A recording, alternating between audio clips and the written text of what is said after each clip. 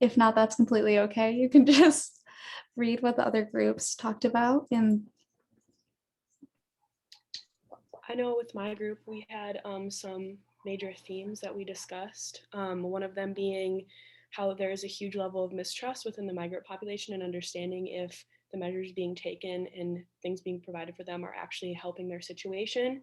As you know, people in this situation often have to completely reveal their status, making them very vulnerable as if they weren't already. So we kind of talked about that and branched off of that idea, as well as kind of thinking about how resources, especially mental health resources, among many other things, would be very helpful to provide to educators in order to create a safer and better environment at school. So those are kind of some of the main points that we talked about. thank you so much, Isabella. Does anyone want to jump on off of that? If not, we can move on. Sure, Adil.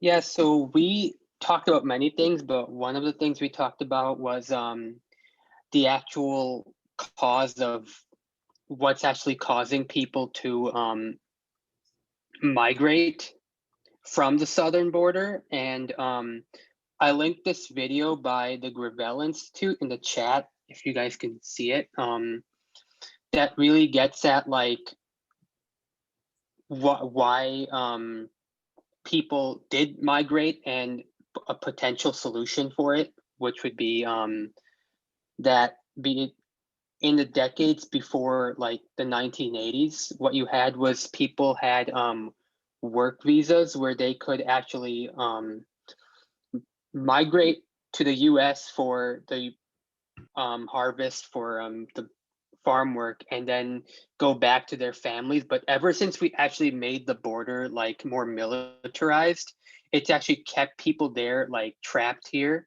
So people were more likely to bring their families here and stuff instead. And so potentially being less militarized will be, and having a more open border will be better for everyone.